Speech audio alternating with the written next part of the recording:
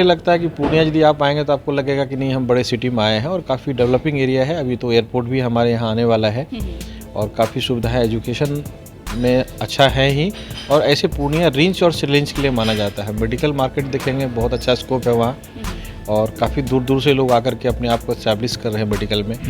Ongoing project भी हमारा अभी 5 है वहाँ, अपकमिंग प्रोजेक्ट हमारा 3 है, जिसमें होटल्स है, मार्केट है, मॉल है, फ्लैट्स है, विलाज है, डुप्लेक्स है। इस तरह का हमारा प्रोजेक्ट पूर्णिया में काफ़ी चल रहा है। काफ़ी लगभग हमको लग रहा है आज के डेट में 13-14 प्रोजेक्ट है। मक्का है, इसका यदि प्रोसेसिंग प्लांट लगाएंगे हमारे यहाँ तो और बहुत ज़्यादा लंबा स्कोप है, क्योंकि यहाँ राज्य से मक्का दूसरे राज्य में, दूसरे देश में जाता है और लोग उद्योग लगाते हैं और हमारे यहाँ उद्योग नहीं है, सिर्फ ट्रेडिंग होता है, प्रोसेसिंग प्लांट वगैरह नहीं है। तो उसका हमको लग रहा है कि यदि सरकार इस पे पहल करे तो बहुत अच्छा स्कोप बन सकता है। और भी स्कोप है, जितना डिमांड है एक्चुअल में मार्केट में उतना हम लोग फुलफिल नहीं कर पा रहे। डिमांड बहुत ज़्यादा है, लेकिन क्या हर्डल्स आते हैं, छोटी मोटी परेशानी आती है, जो कि कंप्लाइंसेस को सरकार थोड़ा सा ठीक करे और सिंगल विंडो सिस्टम कर दे, पेपर वर्क में हम लोग को थोड़ा मदद मिल जाए कि टाइम से सारा काम हो जाए। तो हमको लग रहा है कि और जो युवा बाहर काम कर रहे हैं वो भी आकर के अपने प्रदेश में काम करना चाहिए। सर, सीमांचल से भी कहीं बाहर की भी योजनाएं हैं आपकी? जी बिल्कुल बिल्कुल, हम लोग पूर्णिया इस्टेब्लिश कर चुके हैं। अभी 2023 में लास्ट में हम लोग 4-5 जिला में स्टार्ट काम कर रहे हैं और वहाँ डिमांड भी काफ़ी है, क्योंकि और भी शहर से फ़ोन आता है, दरभंगा से, आपके पटना से भी कॉल्स आते हैं कि जो चीज़ आपने पूर्णिया में बनाया वो चीज़ पटना में बनाइए। ढेर सारे ऐसे क्लाइंट हमारे जो पूर्णिया, सीमांचल, मिथिलांचल के लोग हैं और पटना में रह रहे हैं, तो बोले जो चीज़ आप यहाँ पूर्णिया में बनाएं वही चीज़ हमारा पटना में बनाइए। तो पटना, दरभंगा, सहरसा, सुपौल, इन सब जिलों में हमारा प्रोजेक्ट आ रहा है। नमस्कार, आप न्यूज़ 4 नेशन देख रहे हैं। मैं हूं आपके साथ वंदना। बिहार के पूर्णिया, जिसकी तस्वीर और तकदीर दोनों बदल गई, और इसका श्रेय जो है पैनोरमा ग्रुप को जाता है। ऐसा इसलिए क्योंकि पैनोरमा ग्रुप ने पूर्णिया के लोगों को सस्ते दामों में घर उपलब्ध कराया और विकास की नई दिशा दी। हमारे साथ खुद मौजूद हैं पैनोरमा ग्रुप के CMD संजीव मिश्रा सर, और इनसे जानने की कोशिश करेंगे कि 1 सितंबर को जो है पैनोरमा ग्रुप 8वां सालगिरह मनाने जा रहा है। अब तक के क्या इन्होंने पाया, क्या खोया, क्या इसके पीछे का उद्देश्य रहा? कि पहले आपको और आपके पूरे टीम को मैं बधाई और धन्यवाद देता हूं कि आप लोगों की भी काफ़ी मदद रहा है। हमारी कंपनी का ब्रांडिंग में, प्रचार प्रसार में आप लोगों ने काफ़ी हेल्प किया है। मैं इसके लिए बधाई देता हूं न्यूज़ फाउंडेशन की पूरे टीम को, कौशलेंद्र भैया को, विवेका जी को और आपको। हम लोग 7 साल कंप्लीट किए हैं, 8वां साल में हम लोग प्रवेश करने जा रहे हैं। 1 सितंबर को हम लोग का कंपनी का इनकॉर्पोरेशन डेट है। हम लोग बहुत छोटे स्तर से स्टार्ट किया था पूर्णिया में, धीरे धीरे पहले अफोर्डेबल हाउस था, फिर मल्टी स्टोरी में आए, फिर मिक्स प्रोजेक्ट में आए। इस तरह से हमारा काफ़ी प्रोजेक्ट वहाँ कंप्लीट हुआ है। ऑनगोइंग प्रोजेक्ट भी हमारा अभी 5 है वहाँ, अपकमिंग प्रोजेक्ट हमारा 3 है, जिसमें होटल्स है, मार्केट है, मॉल है, फ्लैट्स है, विलाज है, डुप्लेक्स है। इस तरह का हमारा प्रोजेक्ट पूर्णिया में काफ़ी चल रहा है। काफ़ी लगभग हमको लग रहा है आज के डेट में 13-14 प्रोजेक्ट है और हमने 8 प्रोजेक्ट को कंप्लीट भी कर दिया। 5 प्रोजेक्ट हमारा अभी चल रहा है और 2-3 प्रोजेक्ट हमारा आने वाला भी है। निश्चित तौर पे, लेकिन आपने सीमांचल को ही क्यों चुना? इसके पीछे का क्या रहा? देखिए, सीमांचल, मिथिलांचल सब एक है। चूँकि मैं सुपौल का रहने वाला हूँ और सुपौल में अभी फ्लैट कल्चर नहीं आया है और पूर्णिया भौगोलिक दृष्टिकोण से काफ़ी अच्छा शहर माना जाता है। नॉर्थ ईस्ट से उसको गेटवे भी बोला जाता है। पूर्णिया की जो भौगोलिक दृष्टिकोण है, भौगोलिक दृष्टिकोण से काफ़ी अच्छा जगह है, एक्सपेंशन का स्कोप था। अब पूर्णिया में फ्लैट कल्चर की ज़रूरत थी, आवश्यकता थी लोगों को वहाँ, और वहाँ का पॉपुलेशन काफ़ी तेज़ी से बढ़ रहा है और ये लगता ही नहीं है कि हम किसी मेट्रो सिटी में नहीं हैं, क्योंकि वहाँ मैक्सिमम लोग माइग्रेटेड है। जो बाहर से लोग आकर के बसे हैं या तो नौकरी कर रहे हैं, नौकरी करके वहीं अपना बाल बच्चे को सेटल कर दिया और व्यापार स्टार्ट कर दिया। इस तरह से 80% लोग वहाँ माइग्रेटेड है। जो यहाँ लोग बाहर से लोग आएंगे तो वहाँ डेवलपमेंट ऑब्वियस है। तो मुझे नहीं लगता है कि पूर्णिया यदि आप आएंगे तो आपको लगेगा कि नहीं हम बड़े सिटी में आए हैं और काफ़ी डेवलपिंग एरिया है। अभी तो एयरपोर्ट भी हमारे यहाँ आने वाला है और काफ़ी सुविधा है, एजुकेशन में अच्छा है ही। और ऐसे पूर्णिया रिंच और सिरिंज के लिए माना जाता है। मेडिकल मार्केट देखेंगे, बहुत अच्छा स्कोप है वहाँ और काफ़ी दूर दूर से लोग आकर के अपने आप को एस्टैब्लिश कर रहे हैं मेडिकल में। और सिरिंज के लिए तो पूर्णिया, रिंच के लिए तो जाना ही जाता है। ऑटोमोबाइल्स का बहुत बड़ा हब है पूर्णिया। इसीलिए हमने पूर्णिया को चुना है। निश्चित तौर पर, लेकिन जिस सेक्टर की आप बात कर रहे हैं, जिस सेक्टर में आप हैं सालों से, उसमें बहुत सारी समस्याएं भी आती रही है बीच बीच में। आपके साथ में भी क्या कुछ ऐसी समस्याएं आई, क्या परेशानी हुई? देखिए, जब इतने आप सालों में? काम करेंगे मैम तो समस्या तो आएंगी, लेकिन इसमें कुछ सुधार की भी आवश्यकता है। हम लोग तो अपने स्तर से सुधार कर रहे हैं, जो भी समस्या आती है हम लोग उसको कोशिश करते हैं सॉल्व करने का। लेकिन गवर्नमेंट को जो हम लोग के सेक्टर में बहुत ज़्यादा स्कोप है, ऐसे बिहार में तो संभावनाएं हर चीज़ का है। एग्री जो हमारा प्रोडक्ट है, मखाना है, मक्का है, इसका यदि प्रोसेसिंग प्लांट लगाएंगे हमारे यहाँ तो और बहुत ज़्यादा लंबा स्कोप है, क्योंकि यहाँ राज्य से मक्का दूसरे राज्य में, दूसरे देश में जाता है और लोग उद्योग लगाते हैं, और हमारे यहाँ उद्योग नहीं है, सिर्फ ट्रेडिंग होता है, प्रोसेसिंग प्लांट वगैरह नहीं है। तो उसका हमको लग रहा है कि यदि सरकार इस पे पहल करे तो बहुत अच्छा स्कोप बन सकता है, और जो पलायन की बात हम लोग बार बार करते हैं वो रुक सकता है, लोगों को रोज़गार मिल सकता है।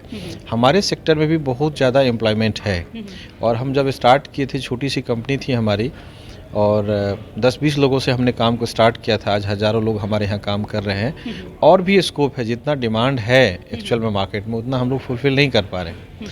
डिमांड बहुत ज़्यादा है, लेकिन क्या हर्डल्स आते हैं, छोटी मोटी परेशानी आती है, जो कि कंप्लाइंसेस को सरकार थोड़ा सा ठीक करे और सिंगल विंडो सिस्टम कर दे, पेपर वर्क में हम लोगों को थोड़ा मदद मिल जाए कि टाइम से सारा काम हो जाए। तो हमको लग रहा है कि और जो युवा बाहर काम कर रहे हैं वो भी आकर के अपने प्रदेश में काम करना चाह रहा है, लेकिन ये सब जो परेशानी है उसकी वजह से वो लोग नहीं आना चाह रहा है।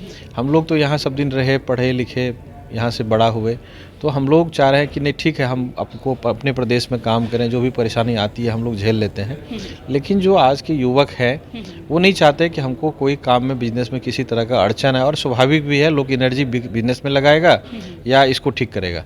पेपर वर्क जरूरी है, उसको पूरा करना चाहिए, लेकिन उसका टैट होना चाहिए, उसका नियम कायदा होना चाहिए।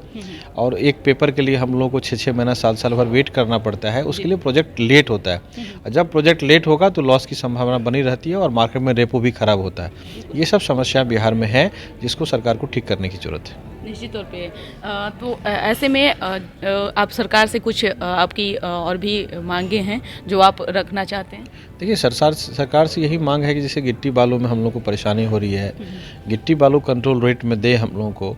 जो पेपर वर्क है, जैसे फायर की बात करें, फायर का एक एक्ट बनाए। जैसे रेरा अच्छा है, रेरा का नियम कानून बहुत बढ़िया है, लेकिन फायर में दिक्कतें हैं, निगम में समस्याएं हैं, तो वो सब हम लोग परेशानियों को फेस कर रहे हैं। खास करके छोटे शहर में हम लोग हैं, तो वहाँ क्या है कि हम लोग किसके पास जाएं, किसको अप्रोच करें, कहीं कोई समझ में नहीं आता है। तो इसलिए हम लोग का प्रोजेक्ट, जो चीज़ हमको 3 साल में करना चाहिए, वो हम लोग को 5 साल लग जाता है, और कहीं ना कहीं प्रोजेक्ट में हम लोग को नुकसान होता है। तो इन सब चीज़ों पे सरकार को पहल करने की ज़रूरत है। निश्चित तौर पे। सर, सीमांचल से भी कहीं बाहर की भी योजनाएं हैं आपकी? जी बिल्कुल, हम लोग पूर्णिया इस्टेब्लिश कर चुके हैं। अभी 2023 में लास्ट में हम लोग 4-5 जिला में स्टार्ट काम कर रहे हैं, और वहाँ डिमांड भी काफ़ी है, क्योंकि और भी शहर से फ़ोन आता है, दरभंगा से, आपके पटना से भी कॉल्स आते हैं कि जो चीज़ आपने पूर्णिया में बनाया वो चीज़ पटना में बनाइए। ढेर सारे ऐसे क्लाइंट हमारे जो पूर्णिया, सीमांचल, मिथिलांचल के लोग हैं और पटना में रह रहे हैं, तो बोले जो चीज़ आप यहाँ पूर्णिया में बनाएं वही चीज़ हमारा पटना में बनाइए। तो पटना, दरभंगा, सहरसा, सुपौल, इन सब जिलों में हमारा प्रोजेक्ट आ रहा है। ऐसे में सरकार को भी होनी चाहिए कुछ, मतलब एक फ़ायदे के तौर पे आप लोगों को भी कुछ छूट देनी चाहिए। आप बिल्कुल ठीक बात कर रहे हैं। यदि आप उद्योग लाएंगे तो पलायन रुकेगा, आपका शहर समृद्ध होगा, आपका प्रदेश समृद्ध होगा, लेकिन सरकार इस पे पहल नहीं करे। जो वस्तुतः मतलब स्थिति मैं बता रहा हूँ कि सरकार इस पे पहल नहीं करे। यदि सरकार पहल करेगी, जो बाहर लोग हमारे यहाँ जा रहे क्यों जाएंगे, वो रुकेंगे, और बाहर के लोग भी आएंगे।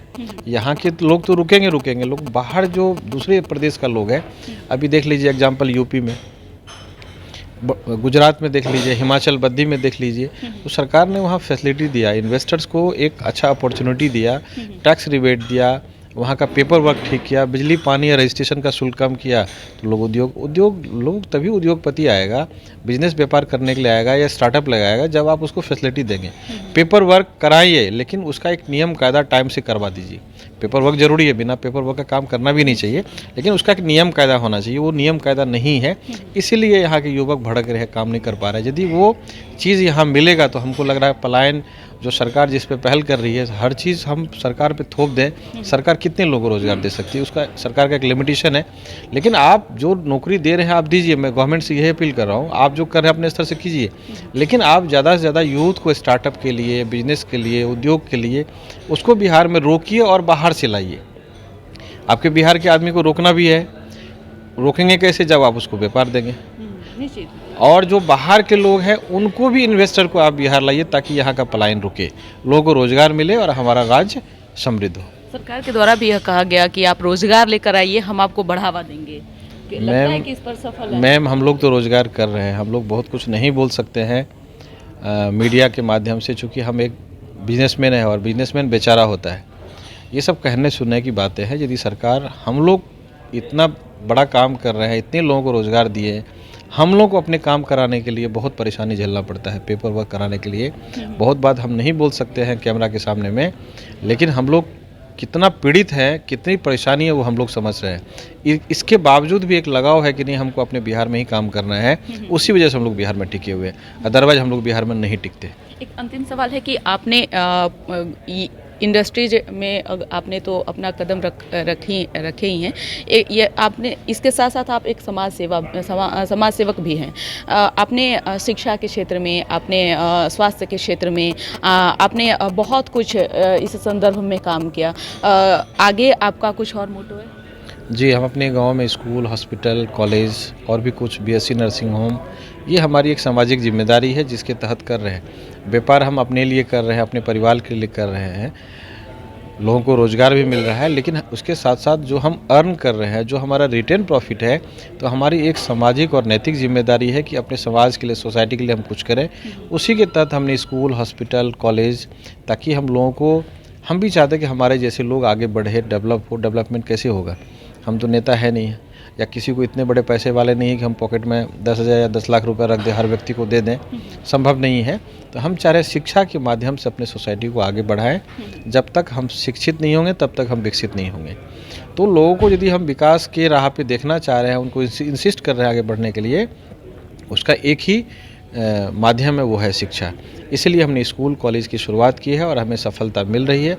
धीरे धीरे और सफलता मिलेगी, इसकी उम्मीद है हमें। बहुत बहुत शुक्रिया न्यूज़ फाउंडेशन से बात करने के लिए। तो आपने सुना कि क्या कुछ कहना था पैनोरमा ग्रुप के सीएमडी संजीव मिश्रा सर का, जिन्होंने कम समय में जो है लोगों की विश्वसनीयता को जो है एक तरफ आकर्षित किया, और इन्होंने सरकार से भी गुहार लगाई है कि हमें भी इन सब समस्याओं से जो है निदान दिया जाए, क्योंकि हम लोगों का एक सबसे बड़ा हथियार जो होता है वो होता है पेपर वर्क, और पेपर वर्क के कारण जो है हम लोगों को बहुत मार झेलनी पड़ती है, क्योंकि वो अधिकतर अधर में लटका हुआ रहता है और उसको छुड़ाने के लिए कई मशक्कत करने पड़ते हैं इन लोगों को।